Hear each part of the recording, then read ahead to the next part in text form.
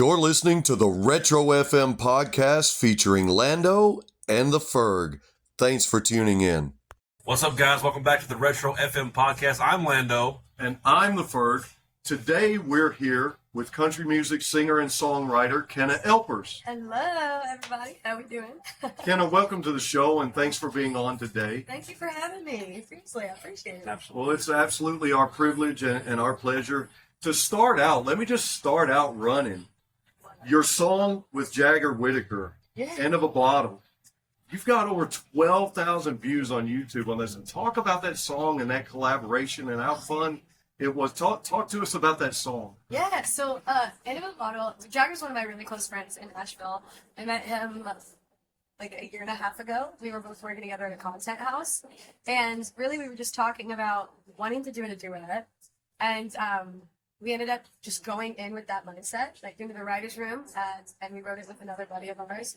And it was one of those songs that we were able to write really fast. Like once we got the hook line, we started rolling with it. And then I eventually told him, I was like, I want to release it. Do you want to release it? So we went to the studio, we did it all together. And not only does it have, 12,000 on YouTube, but it's almost to 100,000 Spotify streams. Wow, that's really amazing. Yeah, Congratulations. thank you. I'm really excited. It was one of my favorite, I think it's probably one of my favorite songs. It's so fun. Because I got to work with a close friend. Absolutely. Everyone, forgive us a little bit for the background. We're on location here. Give a shout out to the Grindstone here in We're in Eagleville, Tennessee. Absolutely. So So you think small town USA, this is it. Yeah. This is it. But you definitely want to visit this place when you get in the area. Kenna, speaking about that and speaking about music, speaking about your album, tell us about your upbringing and where you're from and how you got here in the Murfreesboro, Nashville area, because originally you weren't here, correct? Correct. So I'm originally born and raised in southern Indiana, a little small town called Cynthiana. I started doing music when I was a kid. I just loved it. I loved the way it made me feel. And so I was around 11. I took vocal lessons. I started doing that. And I started doing, talent shows here and there. And then that ended up, when I was 13, I ended up getting my first show opportunity. So I learned guitar. Like, I went to my guitar instructor and I was like, I have a show in a month. I need you to teach me everything you know. And like, in a month, and he was like, okay. So after that, I just started getting booked. And then I knew when I found out that I could do this for a full-time career, I decided that not only did I want to pursue it head on as an artist, but I wanted to also pursue it as like a career field. So I went in and I went to college at Middle Tennessee State. I just graduated in December. Congratulations. Thank you. I'm very happy. But I went there for music business, and ever since then, I've just been playing shows and trying to learn more and more each day. That's amazing. And you kind of took my next question. So I'm glad you answered that. That's really amazing. So with that, though, who were some of your musical influences and who are some of your idols and your heroes in country music and in music in general? Yeah, I feel like it's that question. It changes. I mean, that answer changes constantly.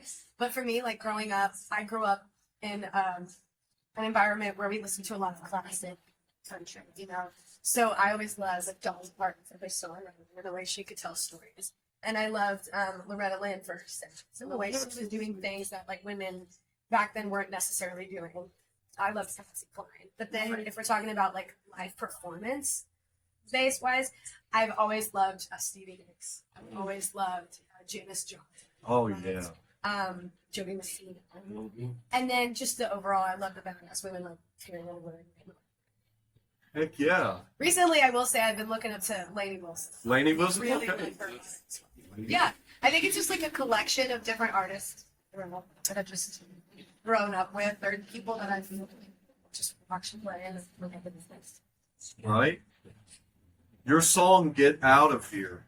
That's real life experiences. You wrote that out of real life experience, moving from your small town and taking your musical talents and then coming in and talk about that song and then you wrote that. Yeah, so Gotta Get Out of Here, I actually wrote that with one of my best friends in music. His name is Trey. Listen. And he had a very similar experience to me, moving from a small area and then coming to somewhere where you knew absolutely nobody. When you live in a small town like that, you kind of have that environment. You want to get out and you want to experience something, you know? And so I feel like I love where I grew up. I've always loved where I got to grow up. I think it was the best place for me to grow up and to learn and to craft what I wanted to do. But I knew I was itching for more. So that song was just kind of about that, you know? Like, I had to get out. And now that I have, it's like it makes going back so much more enjoyable. I can relate to that. Yeah. 100%. It's kind of like your song "Me and My Guitar." Yeah, 100%. And just like that. I mean, you know, 'cause there's nothing to do where I grew up. You can go to Walmart or go to Sonic, and that was it. Yeah. And then, but coming to somewhere like Nashville and being able to play places, you know, it's definitely it makes you appreciate going back. But also, you're happy to be there. Oh yeah, 100%. I think that was just always a thing. Like I knew I was meant For more. for more. Yep. Yeah. 100%.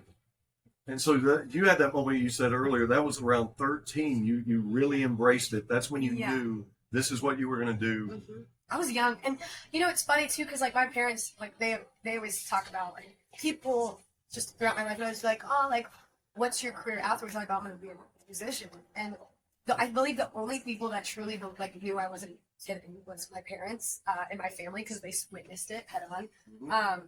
But yeah, people still I think to this day might look at me like I'm crazy. So I went to college. I got the degree. I was pretty smart, you know, but Right. yeah. But it's I feel like music is the thing where you just having that creative side. I knew I was brilliant.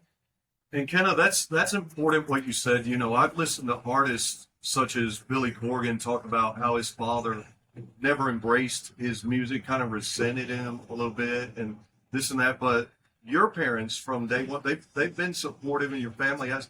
How important has that been to you and your writing process and your journey? I mean, that's So incredibly important. You know, like I have a lot of friends who have a similar thing where, you know, they weren't lucky enough to have a supportive family. If I did not have that, I can guarantee I probably wouldn't be doing it because this is a hard business. I'm sure you know as well, and it's very time consuming. It took up a lot of important parts of my life. Like you know, when you're in high school and you're having a prom, but I was in California working on music. Or when it came to the little things, like whenever you know. Different people were going out doing different things. Maybe that was more normal for a high school kid, and I was, you know, wanting to go play shows, and I needed that support system, especially when I moved here. Like when I came to a place where, when I came, there I came to a place when I knew nobody, and then just needing that backbone. I have two brothers, and being able to call them, even if they call me. We're like, okay, you need to go make friends now. It was nice to be able to just have them like words to be them. heck yeah. It can be somewhat grounding. We mentioned to our viewers that we're here at the Grindstone in Eagleville. The proprietor is Craig Campbell. Yes. Craig Campbell's been something of a mentor and a friend to you. Talk to us about your relationship with Craig Yes. and his influence with you and so forth. Yeah, Craig's awesome. He was one of my favorite musicians back then. Whenever I was first starting out, I listened to his music not only on the radio, but I listened to it just in general. Like, all right, I have like a couple of old things. But I met him when I was 15, and we both were playing lineup for this festival. And I was one of the early openers. Just scared, and I ended up talking to him, and we stayed in contact throughout the years. We had mutual family friends.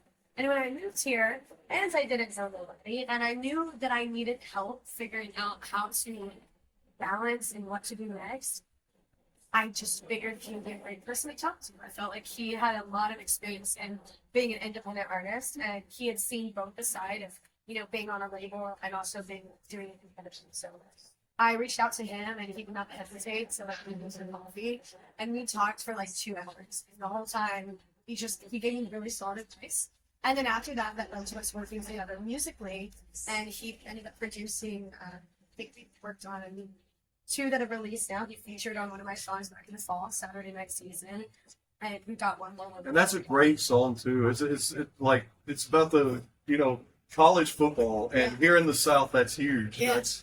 Yeah, it was so cool. Whenever he messaged me, like, you were in the studio, and I made a joke, being like, Craig Campbell feature, because you don't think. And when he texted me, like, you really want to do that? And I was like, really? Put your name on it, Right. I just think he is probably one of the best people names as well. That I've heard from. He's just a talented guy all around, and he's definitely helped me kind of navigate this for sure. That's really awesome for him to take you on at 15, to take a shot on a young lady in this industry and knowing the ins and outs. Yeah. So yeah, we just stayed in contact through like all that. And when I moved down here, like, being a scared 18-year-old girl, like not knowing what to do, and him being so welcoming, it's nice. heck yeah. So cool. You recently got to play a lineup of shows during CMA week. I did. How special was that for you to go out and represent country music during CMA week and have shows and bookings? Yeah. And talk to us about that. I mean, that had to be special. Oh yeah, it was so much fun. Yeah, I think this was my first full CNA week where it wasn't just like standard gigs. Like I was actually involved in it, and I was working with artists that I love to listen to as well. It was really cool and it was neat. It was a fun experience. I feel like it was my first CMA Fest really where it was kind of nerve-wracking at times because you're around these people that you're like, I get imposter syndrome. I'm like, I don't feel like I should be talking right now. I'm so sorry. But it was such a great experience, and the people that I feel like that week specifically in Nashville, it's crazy how traffic's nuts, there's people everywhere. But when you look inside that, you're like, there's like a whole community who just came out to listen to country music and have fun and get to share like creativity together, and that was what I mean. Heck yeah. It was busy. I did sleep a lot. You did? Right after, when I got done with Sunday, I was like, hey, I'm going to bed. I'll see you guys before you. Right. It was great. Right. I wanted to. Kenna, what are you doing up so man? I'm going to bed. Yeah. But you'll give me a crisp Diet Coke and I'm going to knock out right now. Well, this year had some big winners. Morgan Wallen, Megan Maroney, Cody Johnson, Chris Stapleton, Lainey Wilson. You already told us earlier you're a little bit of fan of Lainey Wilson. Who else? Who are you a big fan of, and who did you enjoy watching during CMA week this year? Okay, let's see. Lady Wilson for sure. Love Cody Johnson. I think I love his voice. I think he's just an incredible vocalist. Things like he does. That's great. 100%. I love Kelsey Ballerini. She is one of my youth sound favorites because she's basically proving that country music doesn't have to be like a folded into one thing. And I think we're learning that in today's world of technology and the way in which people share music. Right. Country music, the genre is not defined by just one specific, like you can turn it into however you want. And I love her energy. I loved her energy on stage. The other one I'm really liking is Ella Langley. I really like her. Yeah, I think she's great. I think she's coming up she's got a beautiful tone in her voice. But also, I think she's just like a badass on stage. And we need, right now, country music has so many strong and impactful women, and their voices are very different. I think those are like the top. Heck yeah. Oh, Joe. And it is special to see because right now, we cover a lot of rock and roll in some of our podcasts, some of our shows, and I'm noticing a rise of female artists in all the genres. And there's been some great women to pave the way for you guys and lay a great foundation. But also, it's like the male artists are embracing it because the bands that are behind some of these artists, they really, really speak highly of their front woman, of their band, and they're solidly behind it. And, I'm sure that you, at times, you have a band with you. How much does that mean to you to have the support? These guys are like, you know what? We full on support her. We're going to do this together. Yeah. That's really important, special. That support is very important. Like in any band you play with as well. I feel like there were times where I would get nervous or I would struggle, like kind of combating and grasping those conversations because I was younger, all of them. And what, mid-20s or like mid-30s, like that age. Who wants to hear a 15-year-old girl tell them how to do something? Right. That's never how I wanted to do, so I learned from them. And every person, they were always consistently not only giving me advice, but they were like listening to what I was trying to portray and do that. I feel like that's so important. The connection you have with your band is super important. And I feel like the bands I have played with in the past, even the bands that I play today, like these guys, they not only are they teaching me, but they are respecting me as an artist now. And I think that is such a relieving feeling when you have people who are not going to look at you if you're individual or you're children, or whatever it may be. They're going to look at you and be like, okay, For your talent. you're going to look at you, yeah. And if they think there's something you need to fix, they're going to tell you, and I love that. Like, I think when you work together, it's just going to make things better. So it's very great having this. Heck yeah.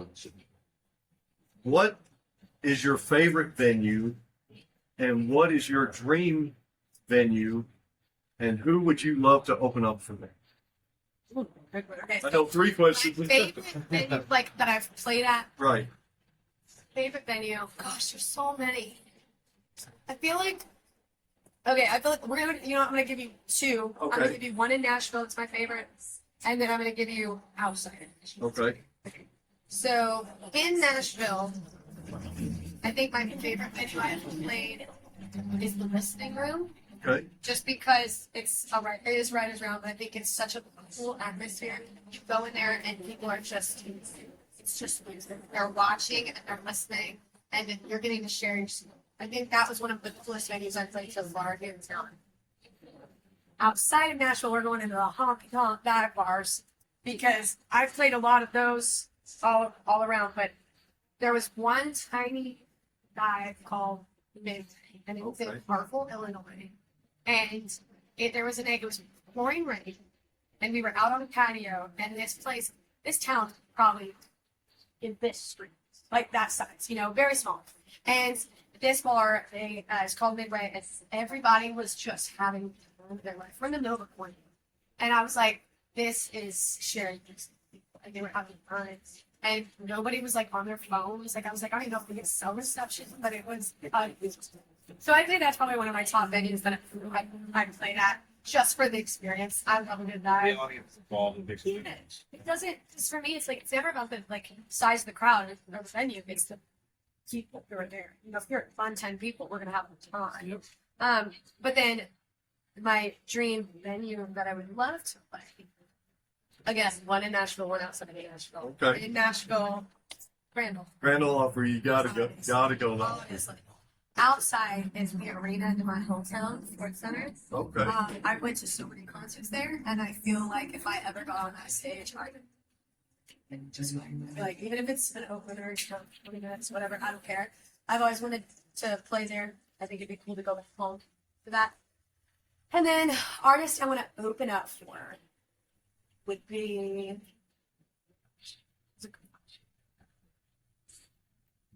There's so many. You're like so down.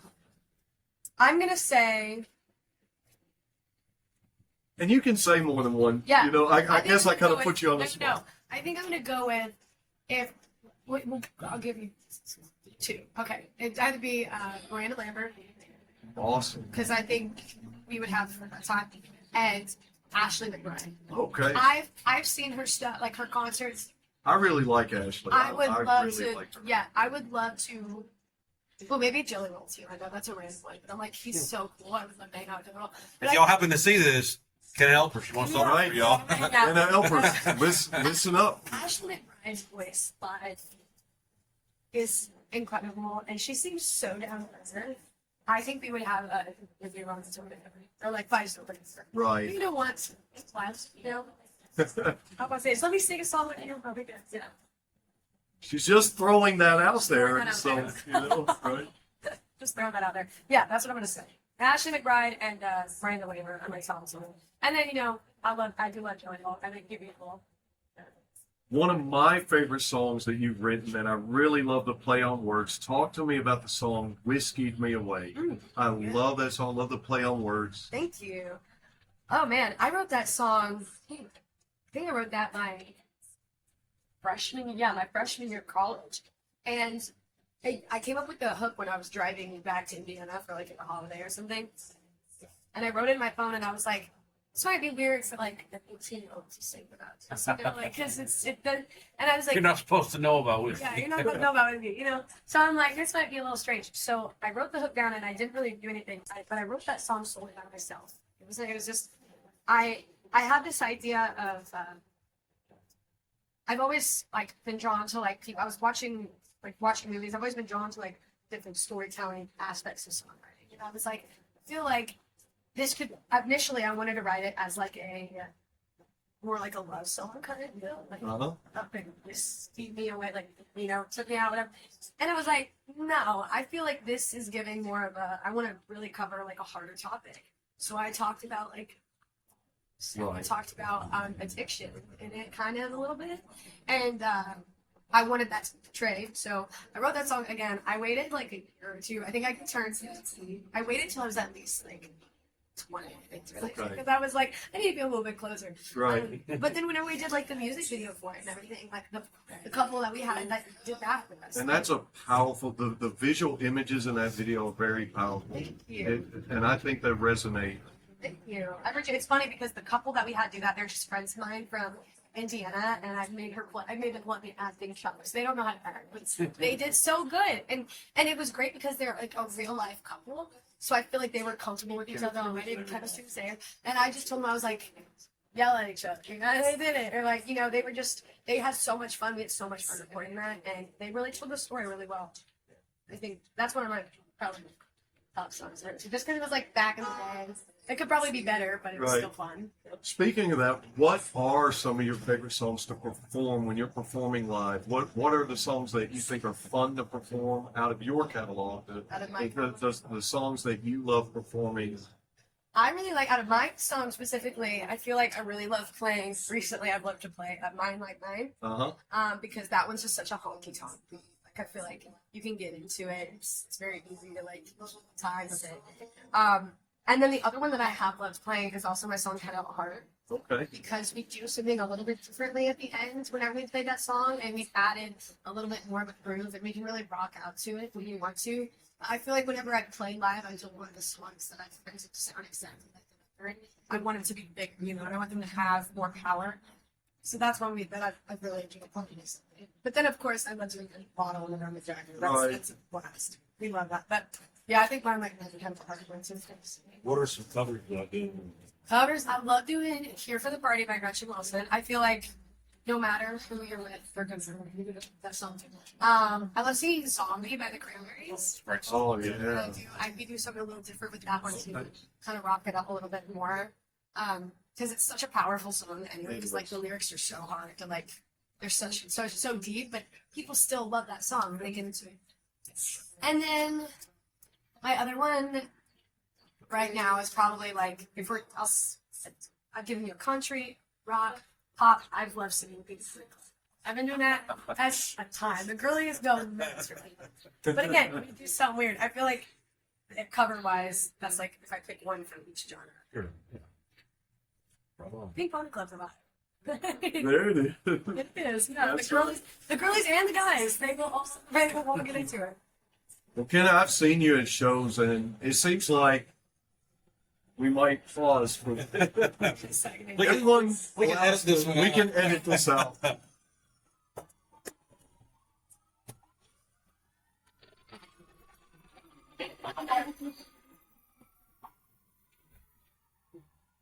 Well, they heard this was a fire interview with a fire artist, and so they called the trucks. That's what it. Trucks, and that's crazy. I came out of nowhere. That's funny. Kenna, you seem to have a great interaction with your fan base at some of your shows, especially the young fans and sometimes the young ladies. Do they come up and talk to you after the shows about you inspiring them? And on the flip side, do they inspire you? Oh, 100%. I think the older I've gotten, like when I've grown up and I see these young girls, it just reminds me, I see so much of myself in them. A prime example is like the other day at a show, this little girl, she couldn't get into the barber plant, so she stood outside with her family for like an hour and just kind of going over there talking to her and hearing like then her mom telling me a story about her and like what she's gone through at such a young age, and like hearing her her love for music. You know, it reminds me a lot of myself. From when I have young women specifically who reach out to me and tell me they want to sing or if they have questions, I'm always going to answer, because when I was that age, I always wanted somebody to do that for me. And there were some people who did it, but I feel like I'm very big on like female. I'm very big on like little girls. You can be anything, you know, if you just put your mind to it. And so when I see little girls who look up to me for some reason, I'm like, yes, babe, you can do this. Like, you just have to try. And then it definitely inspires me, because when I have love it. Whenever I have like these interactions, it then makes me feel like, okay, now I need to learn, because I'm preaching. I practice what I preach, you know. And so I think there's I love being a woman, and I love girlhood, and I love the way that we can interact with one another. And I see the excitement in these young kids' eyes, and it's so inspiring at the end of the day, because I was very vibrant in that. Right. And I know I've met a few young girls, like I've known them since they were 8, and I see them now going to pick up a guitar or hitting a drum, and people are like, "Yeah, thanks to you, like she loves music now," and I'm like, I can tell they're gonna do great because they love it. I see that passion. Because it's a passion. It's a passion. Yeah, and you have to be passionate. Whatever it may be, you have that passion. Because it will work. And while I can't resonate with that as an artist myself personally, I do resonate with your message, because, you know, my grandmother was one of my heroes, and one of the strongest women that I knew, the things she went through in her generation. So, you know, I love that you said that. I love that that was part of your answer. But speaking of fans, speaking of young fans, Kenna, tell everybody, tell everybody, where can they find and stream, download your music, your content? Where can they find all that? And then talk to us about anything that's exciting that you got coming up next. Yeah, of that course. you know we want to tell the world. So you tell everybody, you know, where they can find you and what you got going on. Yeah. So if you have social media, you can follow me on Instagram, Facebook, TikTok, all that's Kenna Elpers Music. I'm on everything except for MySpace, I'm pretty sure. So you guys can follow me on there. I do have a website, it's KennaElpers.com. You guys can go to Spotify, search my name, Kenna Elpers. All my music catalogs right there. I've got some new music coming here very, very soon. So if you guys want to check it out, feel free.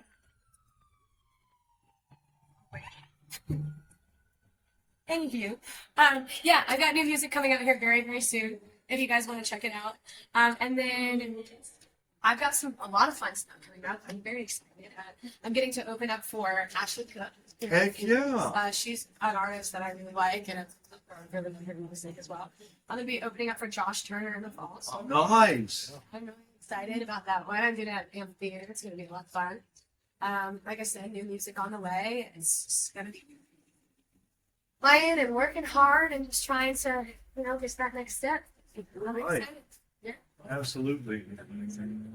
Kenna, despite the background noise and everything, we've had to fight through this, but I just personally wanted to thank you for coming out and doing this with us. Absolutely. You know, Of course. we really appreciate it, and it means so much to us that you would come and do this, share your time. Time's valuable. So Of course. Thank you guys for asking me. Seriously. Yeah, absolutely. Anytime. Guys, follow Kenna on all her social media. Be sure to keep up with her music. I've been Lando. I've been the Ferg, and this has is been Kenna. the lovely, wonderful, talented Kenna Elpers. Thank you guys Thanks, so Thank you much. so Thanks much. for watching, guys.